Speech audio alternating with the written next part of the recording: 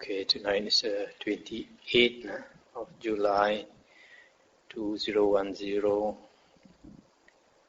Now we come to Majjhima Nikaya Sutta 24, Rathavinita Sutta, the relay chariots. Thus have I heard.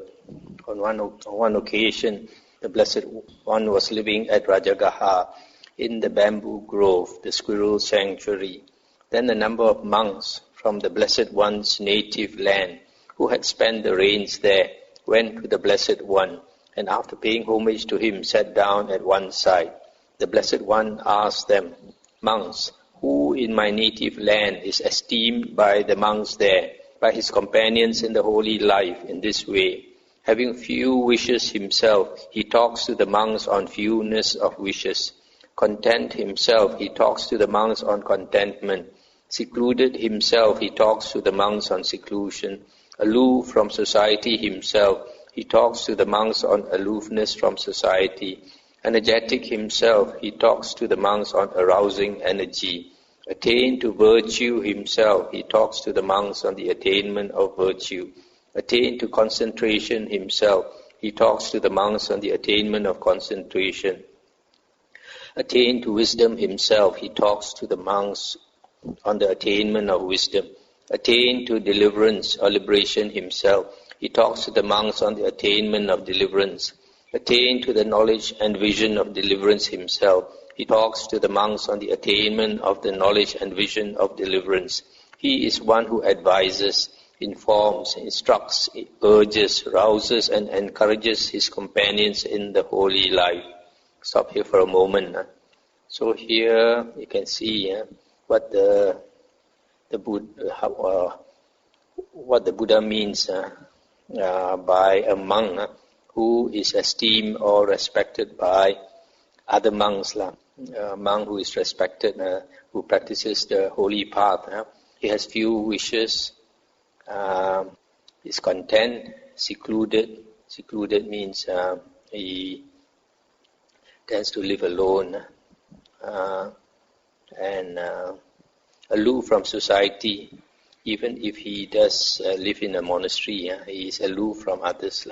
Energetic himself, then he is virtuous, and then he has concentration, wisdom, and deliverance or liberation. And also he advises and instructs and encourages his companions in the holy life. Such a monk would be respected by other monks.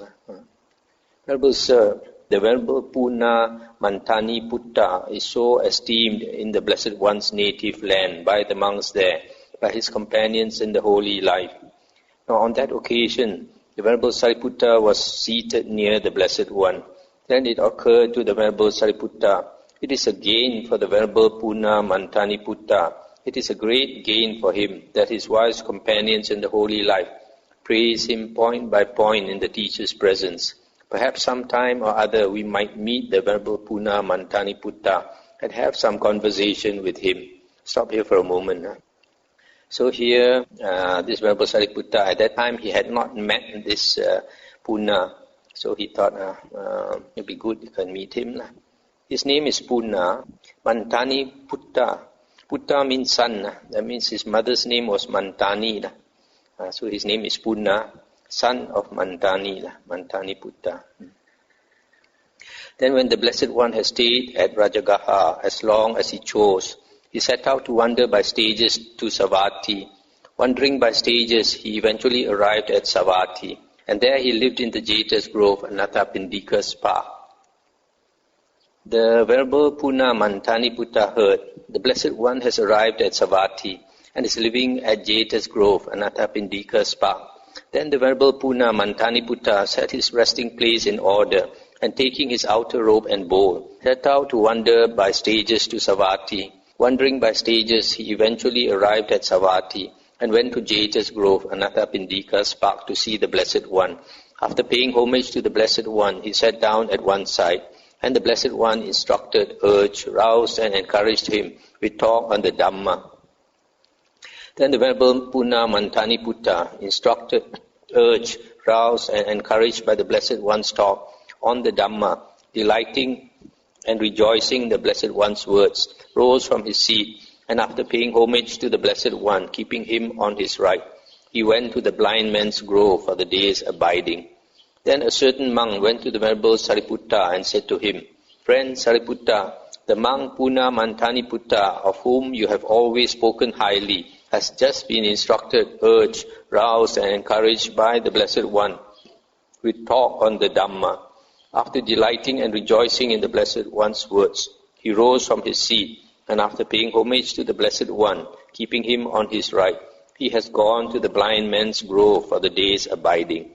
Then the Venerable Sariputta quickly picked up the mat and followed close behind the Venerable Puna Mantaniputta, keeping his head inside. Then the Venerable Puna Mantaniputta entered the blind man's grove and sat down for the day's abiding at the root of a tree. The Venerable Sariputta also entered the blind man's grove and sat down for the day's abiding at the root of a tree. Then when it was evening, the Venerable Sariputta rose from meditation and went to the Venerable Puna Mantaniputta and exchanged greetings with him. Let's stop here for a moment. During the Buddha's time, the monks in the morning, they would go for their alms round to get their meal. And after the meal, they would, after they have taken their meal, then they would find a secluded place to go and meditate the whole day. So in this case, this Puna Mantaniputta, he went to this place called the Blind Man's Grove. And the monks would come together in the evening when the sun sets to discuss Dhamma. So here you see Venerable Sariputta, he wanted to speak to this Puna, but since he knew that this Puna was going to meditate, I didn't want to interrupt him. So he waited until evening after meditating the whole day. Then he went to see this Puna. When this courteous and amiable talk was finished, he sat down at one side and said to the Venerable Puna Mantaniputta, Is the holy life lived under our Blessed One, friend? Yes, friend. In other words, you belong to the Bhagava Sangha. And he said, yes. But friend, is it for the sake of purification of virtue that the holy life is lived under the Blessed One? No, friend. Then is it for the sake of purification of mind that the holy life is lived under the Blessed One? No, friend. Then is it for the sake of purification of view that the holy life is lived under the Blessed One? No, friend. Then is it for the purification by overcoming doubt that the holy life is lived under the Blessed One? No, friend. Then is it for the sake of purification by knowledge and vision of what is the path and what is not the path that the holy life is lived under the Blessed One? No, friend. Then is it for the sake of purification by knowledge and vision of the way that the holy life is lived under the Blessed One? No, friend. Then is it for the sake of purification by knowledge and vision that the holy life is lived under the Blessed One? No, friend. So the Venerable Sariputta asked him all these questions, and to each of them he said, no, friend. And Venerable Sariputta said, friend, this friend is a translation of avuso. Friend, when asked, but friend, is it for the sake of purification of virtue that the holy life is lived under the Blessed One? You replied, no, friend. When asked, then is it for the sake of purification of mind and purification of view, purification by overcoming doubt, etc.? And to all this you replied, no, friend. For the sake of what then, friend, is the holy life lived under the Blessed One? And Puna said, friend, it is for the sake of final Nibbana without clinging that the holy life is lived under the Blessed One. So the ultimate aim of the holy life is Nibbana. So all these purifications is not for the purpose of each of these purifications that the holy life is lived, but the ultimate aim of the holy life is Nibbana. And then again, Venerable Sariputta asked, but friend, is purification of virtue final Nibbana without clinging? No, friend, Puna replied. Then is purification of mind final Nibbana without clinging? No, friend. Then is purification of view final Nibbana without clinging? No, friend. Then is purification by overcoming doubt final Nibbana without clinging? No, friend. Then is purification by knowledge and vision of what is the path and what is not the path. Final Nibbana without clinging. No, friend. Then is purification by knowledge and vision of the way. Final Nibbana without clinging. No, friend. Then is purification by knowledge and vision. Final Nibbana without clinging. No, friend. But friend, is final Nibbana without clinging to be attained without these states? No, friend. And Venerable Sariputta again asked. When asked, but friend, is purification of virtue final Nibbana without clinging? You replied, no, friend. When asked, then is purification of mind, purification of you, etc., final Nibbana without clinging? And to each of this you said, no, friend. But how, friend, should the meaning of these statements be regarded? And Puna said, friend, if the Blessed One had described purification of virtue as final Nibbana without clinging, he would have described what is still accompanied by clinging as final Nibbana without clinging. If the Blessed One had described purification of mind, or purification of view, purification by overcoming doubt, etc., as final Nibbana without clinging, he would have described what is still accompanied by clinging as final Nibbana without clinging. And if final Nibbana without clinging were to be attained without these states, then an ordinary person would have attained final Nibbana, for an ordinary person is without these states. I'll stop here for a moment. So you see earlier, Puna said that all these 7 purifications is not the purpose of the holy life. The aim of the holy life is to attain final Nibbana. And then also he says that all these purifications is not final Nibbana without clinging. They still, there is still clinging in these purifications. And Venerable Puna said, as to that, friend, I shall give you a simile. For some wise men understand the meaning of a statement by means of a simile. Suppose that King Pasenadi of Kosala, while living at Savatthi, had some urgent business to settle at Saketa, and that between Savatthi and Saketa, 7 relay chariots were kept ready for him. Then King Pasenadi of Kosala, leaving Savatthi through the inner palace door, would mount the first relay chariot, and by means of the first relay chariot, he would arrive at the second relay chariot. Then he would dismount from the first chariot and mount the second chariot, and by means of the second chariot, he would arrive at the third chariot. By means of the third chariot, he would arrive at the fourth chariot. By means of the fourth chariot, he would arrive at the fifth chariot. By means of the fifth chariot, he would arrive at the sixth chariot. By means of the sixth chariot, he would arrive at the seventh chariot. By means of the seventh chariot, he would arrive at the inner palace door in Saketa. Then when he had come to the inner palace door, his friends and acquaintances, his kinsmen and relatives would ask him, Sire, did you come from Savatthi to the inner palace door in Saketa by means of this relay chariot? How then should King Pasenadi of Kosala answer in order to answer correctly? And Venerable Sariputta said, in order to answer correctly, friend, he should answer thus. Here while living at Savatthi, I had some urgent business to settle at Saketa, and between Savatthi and Saketa, 7 relay chariots were kept ready for me. Then leaving Savatthi through the inner palace door, I mounted the first relay chariot, and by means of the first relay chariot, I arrived at the second relay chariot. Then I dismounted from the first chariot and mounted the second chariot, and by means of the second chariot, I arrived at the third. Similarly, at the fourth, fifth, sixth, and the seventh chariot, and by means of the seventh chariot, I arrived at the inner palace door in Saketa. In order to answer correctly, he should answer thus. Stop here for a moment. So here, Venerable Sariputta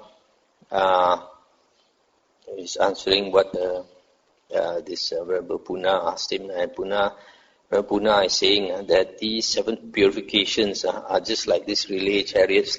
One will bring you to the next, and the next will bring you to the next, etc. And then Venerable Puna says, So too, friend, purification of virtue is for the sake of reaching purification of mind. Purification of mind is for the sake of reaching purification of view. Purification of view is for the sake of reaching purification by overcoming doubt. Purification by overcoming doubt is for the sake of reaching purification by knowledge and vision of what is the path and what is not the path. Purification by knowledge and vision of what is the path and what is not the path is for the sake of reaching purification by knowledge and vision of the way. Purification by knowledge and vision of the way is for the sake of reaching purification by knowledge and vision. Purification by knowledge and vision is for the sake of reaching final Nibbana without clinging. It is for the sake of final Nibbana without clinging that the holy life is lived under the Blessed One. Let's stop here for a moment. So here you see these 7 purifications are just stages along the way to Nibbana. They are still states, are still not ultimate states. That's why earlier Venerable Puna said that these states still have clinging. When this was said, the Venerable Sariputta asked the Venerable Puna Mantani Putta, what is the Venerable One's name and how do his companions in the holy life know the Venerable One? My name is Puna, friend, and my companions in the holy life know me as Mantani Putta. And Venerable Sariputta says, it is wonderful, friend, it is marvelous. Each profound question has been answered point by the Venerable Puna Mantani Putta as a learned disciple who understands the teacher's dispensation correctly. It is a gain for his companions in the holy life. It's a great gain for them that they have the opportunity to see and honor the Venerable Puna Mantani Putta. Even if it were by carrying the Venerable Puna Mantani Putta about on a cushion on their heads, so that his companions in the holy life would get the opportunity to see and honor him, it would be a gain for them, a great gain for them. And it is a gain for us, a great gain for us that we have the opportunity to see and honor the Venerable Puna Mantani Putta. When this was said, the Venerable Puna Mantani Putta asked the Venerable Sariputta, what is the Venerable One's name? And how do his companions in the holy life know the Venerable One? My name is Upatissa, friend, and my companions in the holy life know me as Sariputta. So Sariputta, his real name is Upatissa. He is also known as Sariputta, that means the son of Sari. His mother's name is Sari. And Venerable Puna said, indeed, friend, we did not know that we were talking with the Venerable Sariputta, the disciple who is like the teacher himself. Let's stop here for a moment. You see here, all the monks during the Buddha's time, they know that Sariputta is the Buddha's right-hand disciple. And the Buddha always praised him as the one with the greatest wisdom. And the Buddha also says that he turns the Dhamma wheel exactly like the Buddha. So all the monks during the Buddha's time had the greatest respect for Sariputta. But later books, they like to talk bad about Sariputta, make fun of him in the Mahayana books. If we had known that this was the Venerable Sariputta, we should not have said so much. It is wonderful, friend, it is marvelous. Each profound question has been posed point by the Venerable Sariputta as a learned disciple who understands the teacher's dispensation correctly. It is a gain for his companions in the holy life.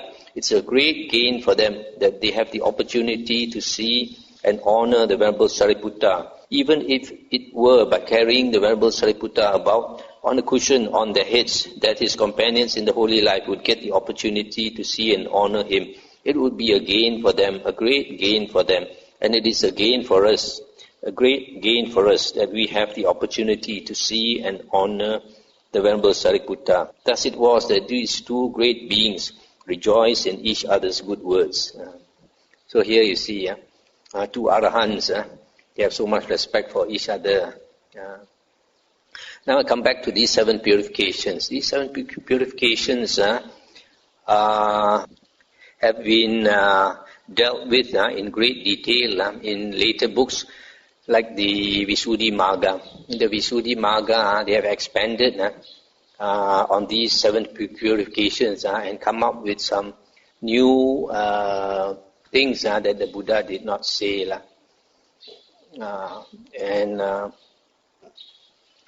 Later, monks like this Mahasi Sayadaw, they use those the explanation found in the Visuddhimagga on these 7 purifications and created that Mahasi method of meditation, a pure vipassana. So that's why the explanation in the Visuddhimagga is detailed, but unfortunately they talk about things that are not what the Buddha says.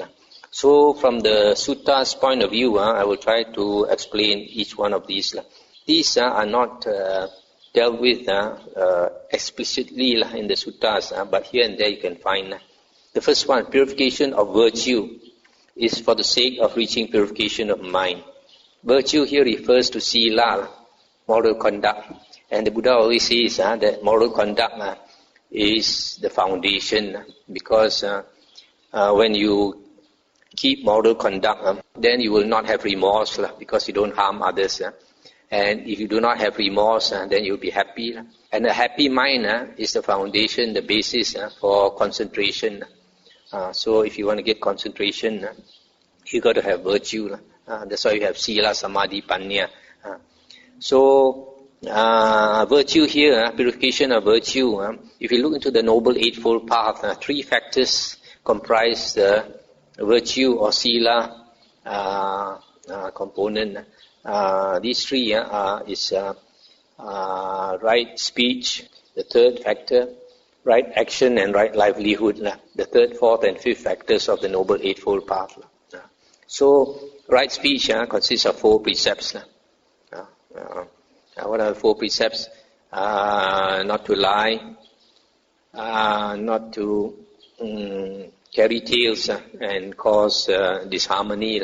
For example, you hear A talking bad about B, don't go and tell B what A said to cause them to quarrel and fight. And then the 3rd precept, not to engage in coarse or vulgar speech. And the 4th precept is not to engage in gossip, idle talk. So these are the 4 precepts in right speech. Right action consists of 3 precepts: not to kill, not to steal, or actually it's not to take what is not given. And the 3rd one is not to engage in sexual misconduct or adultery. So that is right action. Then the 3rd factor under the sila component is right livelihood. Right livelihood means getting your livelihood in a way that does not harm others, and does not harm yourself or harm others. And for lay persons, the Buddha says that 5 types of business or trade a lay person should not engage in. Not to trade in weapons that kill, for example, gun. Not to trade in poisons that kill, for example, insecticide, herbicide. And not to trade in intoxicants like liquor or drugs, narcotics that harm others. And the 4th is not to trade in humans, slavery. Nowadays it's still done underground, illegally. And the 5th is not to rear animals for sale to be slaughtered. So these are the 5 types of trade or business that a lay person should not engage in. If he does, then it's wrong livelihood. And then wrong livelihood for a monk is stated in the Majjhima Nikaya, Sutta 117, as scheming, talking, hinting, belittling, pursuing gain with gain. I mean scheming to get more offerings and all that. Scheming to become famous. Talking, maybe talking about the monk talking about his attainments. And then the 3rd, hinting of his attainments, of his supernormal attainments. And then the 4th, belittling other people, belittling other monks and all that. And then the 5th, pursuing gain with gain, making offerings to lay people to get more in return. So this is wrong livelihood for a monk. So that is purification of virtue. Basically, the 7 precepts, and these few other things that I mentioned.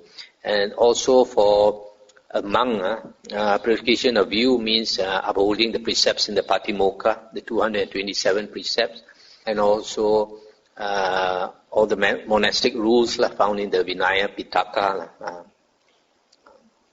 So there is purification of view, of virtue. The second one, purification of virtue will bring you to purification of mind. This purification of mind, in the Aguttra Nikaya 4.194, utter purification of mind, or complete purification of mind, is stated to be the 4 jhanas, because 4 jhanas is the right or perfect concentration. So purification of mind basically means getting rid of the 5 hindrances, because in the Buddha's teachings, the main purpose of meditation is to get rid of the 5 hindrances, because the 5 hindrances prevent us from seeing things clearly as they are. And so this purification of mind is to get rid of the 5 hindrances. And to get rid of the 5 hindrances, the minimum is what is called threshold concentration, or excess concentration. The Pali word is upachara samadhi, a state of concentration which is very near to the first jhana. In the Digha Nikaya, the Buddha has stated that when a monk attains this state, threshold concentration, the 5 hindrances fall away. And there are many similes given for the falling away or elimination of the 5 hindrances. One of them is like a person is set free from the prison. Another one is he has paid up his debt. He's no more in debt, etc. So the very minimum for purification of mind is the threshold concentration. And after that is the first jhana, second jhana, third jhana. Up to the third jhana is purification of mind.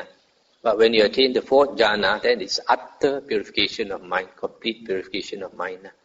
And complete purification of mind, or utter purification of mind, also includes the arupas, or the arupa jhanas. So there is purification of mind, basically to get rid of the 5 hindrances. And that will bring you to purification of view. Purification of view means to get right view. And later we'll see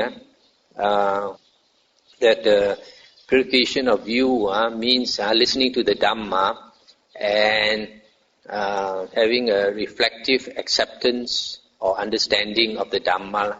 So when a person, his mind is rid of the 5 hindrances, he can see clearly.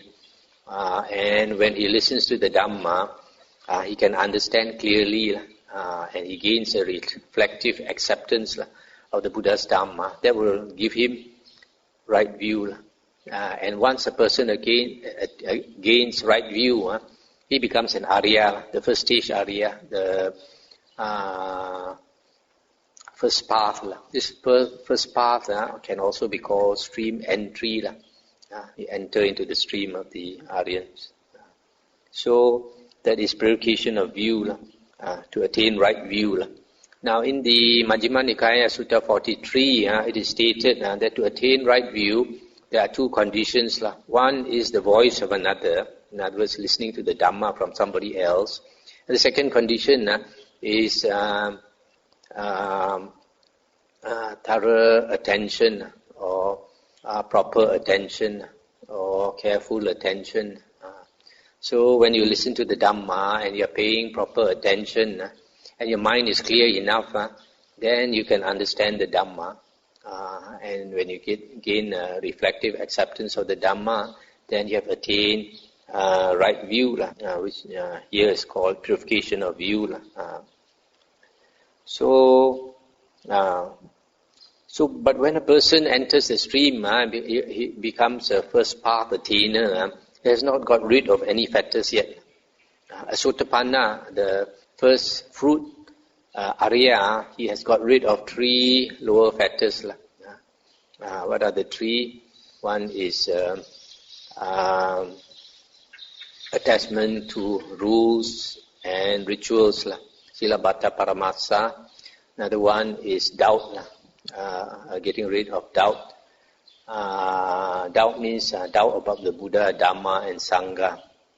And what is the other one? The 3 factors. Identity view, Sakaya Ditti. Identity view is identifying yourself with the body and mind. So you think that the body and mind is you or yours. So when a person gets rid of this identity view, then he understands that the body and the mind are impermanent. So it is not I or mine. So that is the Sotapanna. He's got rid of the 3 factors. But as I mentioned just now, when you have purification of view, you attain the first path. That is still not yet Sotapanna, just the path of the fruit. But purification of view will bring you to purification by overcoming doubt.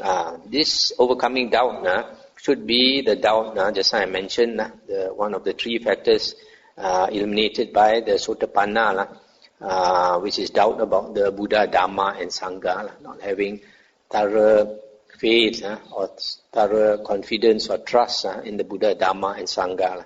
So after a person attains right view or purification of view, then he overcomes doubt. He has no more doubt about the Buddha, Dhamma and Sangha, and that will bring him to this Sotapanna stage, the first fruit, Arya. And purification by overcoming doubt will bring the person to purification by knowledge and vision of what is the path and what is not the path. So this person has become Sotapanna, then he sees very clearly what is the path, what is not the path. He understands the Dhamma already. And after this, he will bring him to purification by knowledge and vision of the way. Purification by knowledge and vision of the way. Because this person has become an Arya, he's practicing the way or the path. So he has this knowledge and vision of the way, the path, how to practice. Because he's practicing that path or the way, the Noble Eightfold Path. And that will bring him to purification by knowledge and vision. This purification by knowledge and vision, that means he attains knowledge and vision.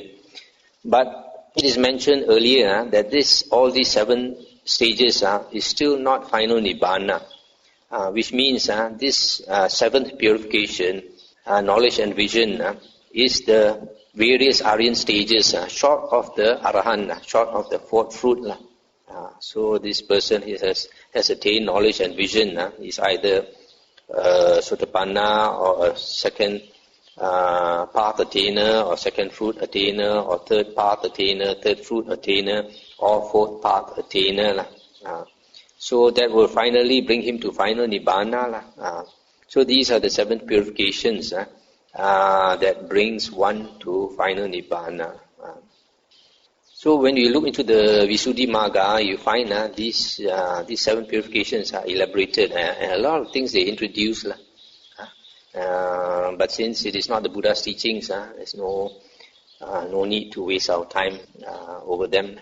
Because in the, I always like to mention the Digha Nikaya Sutta number 29, Pasadika Sutta. Inside that sutta, the Buddha has stated that his Dhamma, his teachings are utterly perfect, pure and complete.